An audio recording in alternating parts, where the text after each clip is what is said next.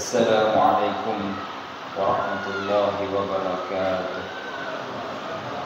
إن الحمد لله نحمده ونستعينه ونستغفره ونعوذ بالله من شرور أنفسنا ومن سيئات أعمالنا. من يهده الله فلا مضل له ومن يضلل فلن تجد له وليا مرشدا. أشهد أن لا إله إلا الله وحده لا شريك له جل عن الشبيه والكفء والنظير. وأشهد أن نبينا محمدا عبده ورسوله وصفيه وخليله وخيرته من خلقه أجمعين. فصلوات الله وسلامه عليه وعلى آله وصحبه ومن تبعهم بإحسان إلى يوم الدين. أوصيكم ونفسي الخاطئة بتقوى الله وأحثكم على طاعته لعلكم ترحمون. قال الله تعالى في كتابه الكريم: أعوذ بالله من الشيطان الرجيم. يا أيها الذين آمنوا اتقوا الله حق تقاته ولا تموتن إلا وأنتم مسلمون. Asyiral muslimin sidang jemaah Jumat, a'azzakumullah. Di hari yang mulia ini, mari kita semua memuji Allah atas segala limpahan nikmat-Nya kepada kita semua, sehingga kita masih diberi kesempatan waktu untuk memaksimalkan ubudiyah kita kepada Allah sebagai tujuan utama Allah menciptakan kita. Mudah-mudahan kehadiran kita semua memenuhi panggilan Allah Subhanahu wa taala ini menjadi penghapus dosa dan juga mengangkat derajat kita di sisinya. Salam dan salawat pada teladan kita Rasulullah sallallahu alaihi wasallam. Mudah-mudahan kita senantiasa dapat mengamalkan ajaran beliau sebagai syarat utama untuk mendapatkan syafaatnya di hari akhirat kelak insyaallah. Asyiral muslimin sidang jamaah Jumat rahimakumullah. Di dalam Al-Qur'an Allah Subhanahu wa taala banyak menyebutkan kisah kakek moyang kita Nabi Adam alaihissalam dan istrinya Hawa tentang keberadaan keduanya di dalam surga, dan juga bagaimana tipu daya iblis yang pada akhirnya berhasil mengeluarkan keduanya dari surga yang Allah khususkan untuk mereka berdua. Kisah ini adalah kisah yang senantiasa dikenang dalam kehidupan kita, yang mana di dalamnya Allah ingin memberikan pelajaran untuk kita semua bahwa kesalahan yang dilakukan oleh Adam alaihissalam itu tidak diulang lagi oleh anak-anak keturunannya. Seperti Allah kisahkan dalam surah Al-A'raf mulai ayat 10 sampai ayat 27. Betul-betul Allah menggambarkan kepada kita bagaimana dari awal sampai akhirnya tentang permusuhan yang dilakukan oleh iblis kepada kita umat manusia. Ketika Allah Subhanahu wa taala memerintahkan para malaikat untuk sujud kepada Nabi Adam sebagai bentuk penghormatan, maka iblis menolak dengan alasan bahwa ana khairum min, aku lebih mulia dibandingkan dengan Adam. Khalaqtani min narin wa khalaqtahu min tin, engkau menciptakan aku dari api, sedang engkau menciptakannya dari tanah.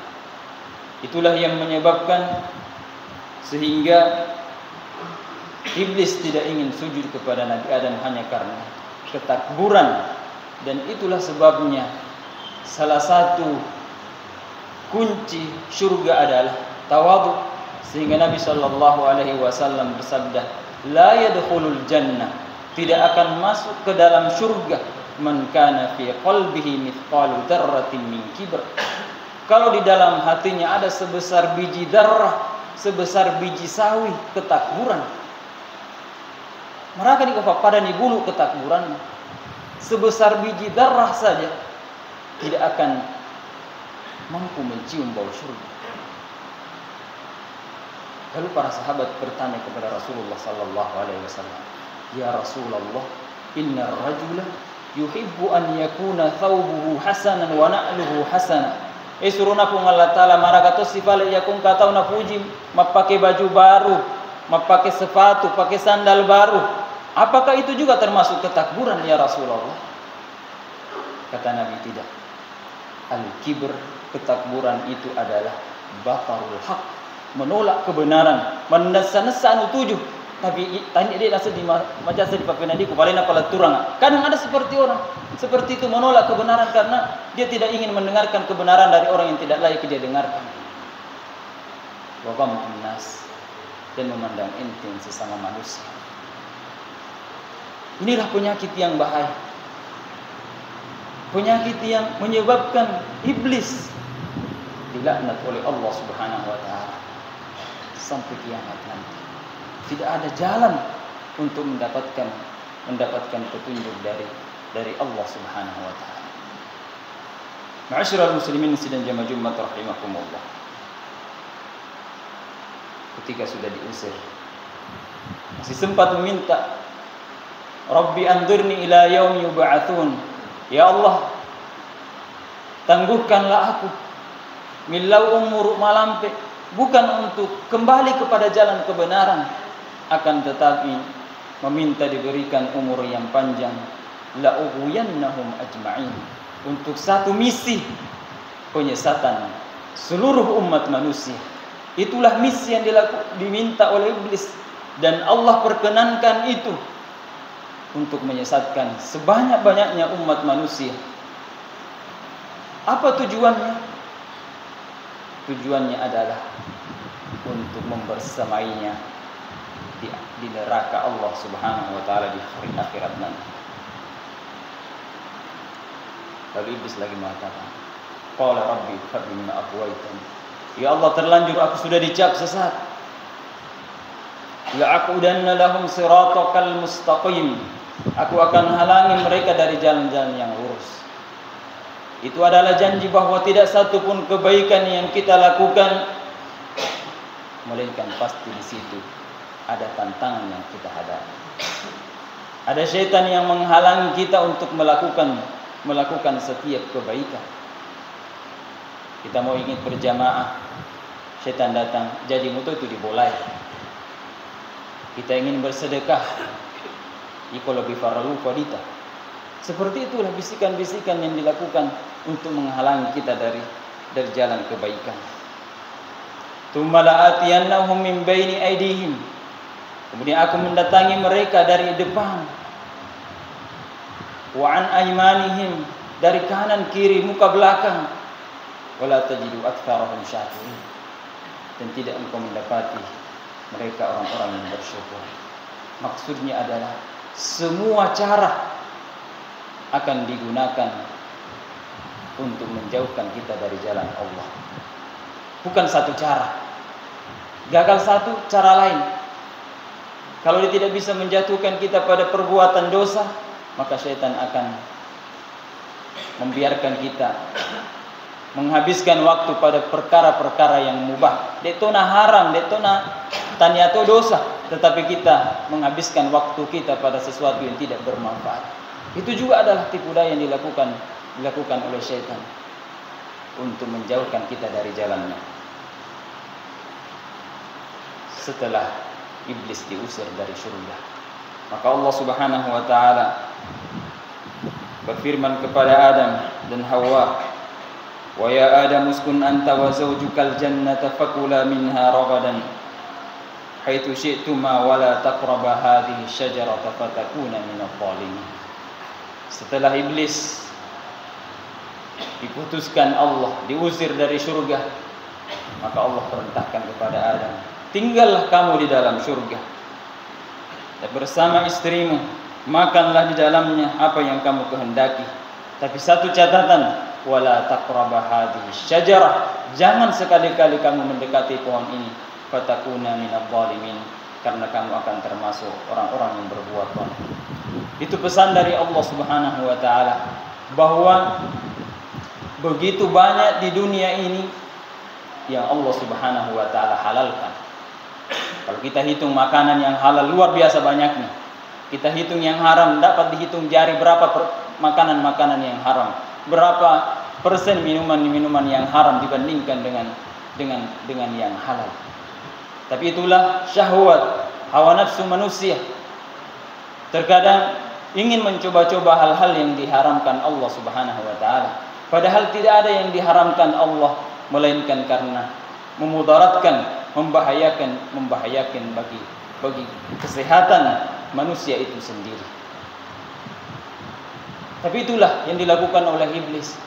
Bagaimana menyesatkan kita seolah-olah yang haram itu menjadi suatu yang baik untuk kita, padahal adalah untuk mencelakakan diri kita sendiri. Sehingga para ulama mengambil satu pelajaran bahwa ini adalah saddud dzari'ah, menolak keburukan, karena tidaklah seorang itu jatuh pada perbuatan dosa melainkan karena melakukan perkara-perkara yang mengantarkan pada dosa itu. Sama juga ketika Allah melarang perbuatan zina, Allah berfirman, la taqrabuz zina, jangan dekati zina. Allah tidak mengatakan jangan lakukan zina, akan tetapi sarananya Allah Subhanahu wa taala larang, karena jika sarana itu dilakukan maka besar kemungkinan akan jatuh pada perbuatan dosa. Itulah sehingga para ulama buat satu kaidah, al-wasail laha ahkamul maqasid, bahwa sarana itu sama dengan tujuan. Jika tujuannya itu dosa, maka sarana yang digunakan untuk sampai pada perbuatan dosa itu juga menjadi haram. Jika tujuan itu ibadah, jika tujuan itu dicintai Allah, maka semua sarana yang kita gunakan untuk sampai pada tingkatan itu pula menjadi suatu ibadah. Ma'asyiral muslimin dan jamaah Jumat rahimakumullah. Apakah iblis tinggal diam dengan keutamaan yang Allah berikan kepada keduanya? Ternyata tidak. Fawaswasa lahum asy-syaitan. Dibisikkanlah perasaan waswas, bisikan keburukan kepada Adam alaihissalam. Liyubdiya lahuma ma uriya anhuma min sawatihima, agar mereka menampakkan aurat yang Allah Subhanahu wa taala telah tutup dengan pakaian surga. Bahwa dosa yang kita lakukan itu akan mengantarkan pada penyesalan, mengantarkan pada dicabutnya nikmat-nikmat Allah yang Allah Subhanahu wa taala berikan kepada kita. Nabi Adam alaihissalam diberikan keutamaan yang luar biasa oleh Allah, tapi karena melakukan dosa sehingga Allah cabut kenikmatan surga yang dahulunya Allah telah berikan kepadanya. Allah Subhanahu wa taala Maha Pengampun, Maha Penyayang. Kalau Nabi Adam alaihissalam saja satu dosa, satu kesalahan ini Allah usir dari surga, maka bagaimana kita dengan anak cucunya yang hampir tidak pernah lepas daripada dosa dan kesalahan? Berapa banyak makanan, minuman, perbuatan dosa yang kita lakukan, tapi Allah Subhanahu wa taala menutupi dosa-dosa dan kesalahan kita. Allah untung tidak menghukum kita sebagaimana Nabi Adam alaihissalam dicabut nikmat yang luar biasa yang Allah berikan, karena Allah Maha Pengampun lagi Maha Penyayang. Tidak cukup sampai di situ, akan tetapi iblis juga mengatakan, manahakuma rabbukuma an hadhihi syajarah illa an takuna malakaini aw takuna minal khalidin. Bahwa ketika musuh itu datang seolah-olah membawa kebaikan, memberi nasihat kepada kita, lalu mengatakan, Allah sengaja melarang kamu memakan buah itu karena Allah tidak ingin kamu menjadi malaikat Allah tidak ingin kamu kekal di dalam surga. Dan itulah tipu daya yang dilakukan oleh manusia, bahwa jelas-jelas Allah sudah tegaskan tentang perkara ini, tapi ada lagi bisikan-bisikan syaitan yang seolah-olah itu adalah untuk kebaikan kita. Anu manessa anu salah, tetapi kadang salah itu menjadi dianggap sebagai sebuah peradaban. Apalagi di zaman sekarang ini, banyak perkara-perkara yang salah, perkara-perkara yang dosa, tapi karena dibumbui dengan perkara-perkara syubhat, sehingga seolah-olah itu menjadi suatu peradaban, suatu kemajuan. Ketika Allah Subhanahu wa taala memerintahkan wanita untuk menutup auratnya, maka datanglah bisikan-bisikan syaitan bahwa itu kolot, itu ketinggalan zaman, yang maju itu adalah yang membuka aurat.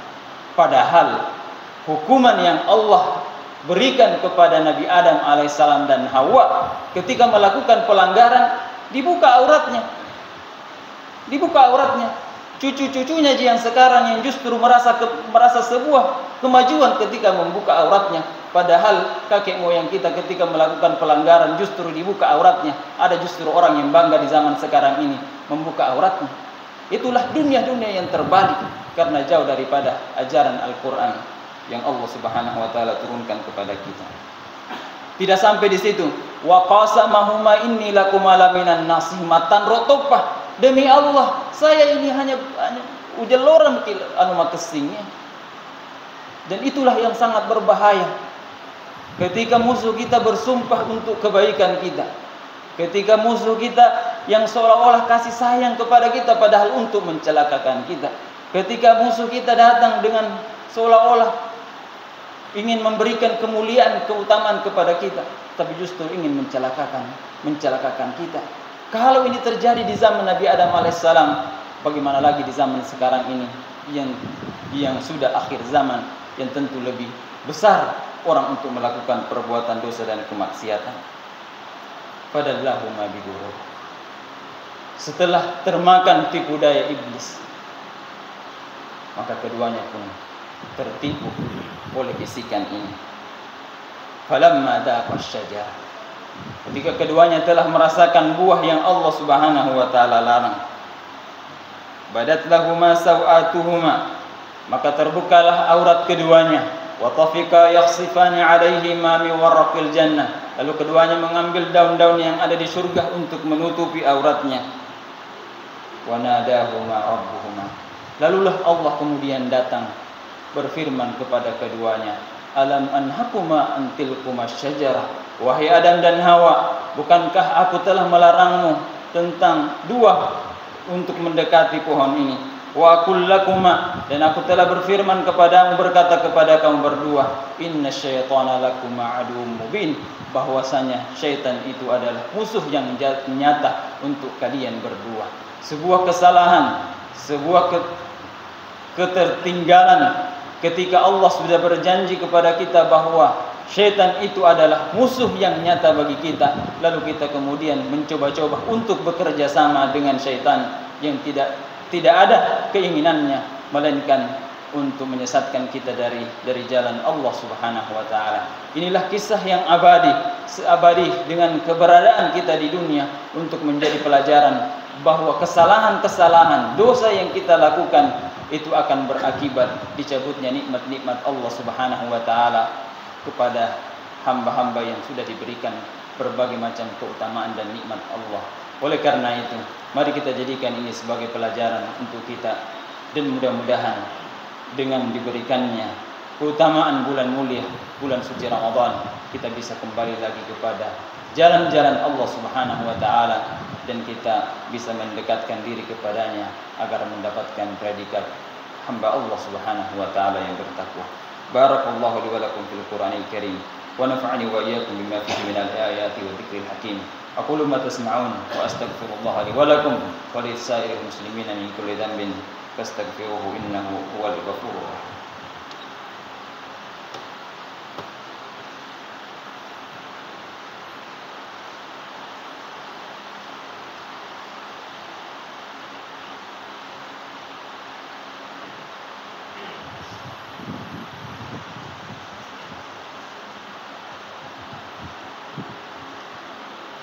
innal hamdalillah nahmaduhu wa nasta'inuhu wa nastaghfiruh wa na'udzu billahi min shururi anfusina wa min sayyiati a'malina. May yahdihillahu fala mudilla lahu wa may yudlil fala hadiya lahu. Asyhadu an la ilaha illallah wahdahu la syarika lahu wa asyhadu anna nabiyyana Muhammadan 'abduhu wa rasuluh sallallahu alaihi wa ala alihi wa sahbihi wa man tabi'ahum bi ihsanin ila yaumiddin. Usikum wa nafsi bi taqwallah ya ayyuhalladzina amanu taqullaha haqqa tuqatih wa la tamutunna illa wa antum muslimun. Asyiral muslimin wal muslimat dan jamaah Jumat rahimakumullah. Salah satu bentuk pengampunan Allah Subhanahu wa taala ketika Nabi Adam alaihissalam telah melakukan dosa kemudian menyesali dosa dan kesalahannya, maka Allah Subhanahu wa taala fatalaqa Adam min rabbih kalimat.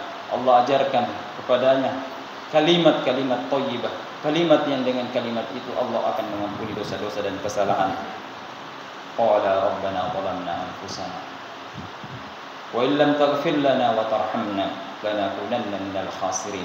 Inilah doa pamungkas yang diucapkan, yang diajarkan Allah kepada Nabi Adam alaihissalam, sehingga Allah kemudian mengampuni dosa-dosa dan kesalahannya. Dan itulah kita semua juga, bahwa sebesar apapun dosa dan kesalahan kita, Allah senantiasa membukakan pintu taubat, pintu-pintu yang mana dengan pintu itu jika kita lalui, Allah akan mengampuni pula dosa-dosa dan kesalahan kita. Itulah manhaj Rabbani, manhaj sistem metode Allah Subhanahu wa taala, bahwa Allah Maha tahu bahwa sebesar apapun dosa dan kesalahan kita, Allah senantiasa bukakan pintu-pintu rahmat, pintu-pintu kebaikan. Selain waktu-waktu tertentu, ada juga bulan-bulan yang mana Allah juga mengampuni dosa-dosa dan kesalahan kita. Tujuannya adalah Allah ingin memberikan kemuliaan, keutamaan yang mana jika kita lalui, maka Allah akan kembali mengampuni dosa-dosa dan kesalahan kita. Selanjutnya marilah kita bersalawat kepada Nabi sallallahu alaihi wasallam. Innallaha wa malaikatahu yusholluna 'alan nabi. Ya ayyuhalladzina amanu shallu 'alaihi wa sallimu taslima. Allahumma shalli wa sallim wa barik ala nabiyyina Muhammad warḍa Allahumma lis sahabati ajma'in wal a'immatil mahdiyyin Abi Bakr wa Umar wa Uthman wa Ali wa an sa'iris sahabati ajma'in wa anna ma'am minnika wa karamika ya akramal akramin. Allahumma 'izzal islam wal muslimin wa adhillal kafarata wal musyrikin. Allahumma ansur man nasara ad-din wa khzul man khadala al-islam wal muslimin. Allahumma habib ilayna al-iman wa zayyinhu fi qulubina wa karrih ilayna al-kufra wal fusuqa wal 'isyan waj'alna minal rasyidin. Allahumma arinal haqqa haqqan warzuqna ittiba'ahu wa arinal batila batilan warzuqna ijtinabah. Allahumma ansur ikhwanana al-mustad'afina fi Palestin. Allahumma ansur ikhwanana al-mustad'afina fi Palestin. Allahumma kun lahum 'aunan wa nasira. Allahumma thabbit aqdamahum wa zalzil aqdam a'daihim ya qawiyyu ya aziz. Rabbana atina fid dunya hasanah wa fil akhirati hasanah wa qina adzaban nar. Subhana rabbika rabbil izzati amma yasifun wa salamun alal mursalin walhamdulillahi rabbil alamin. Wa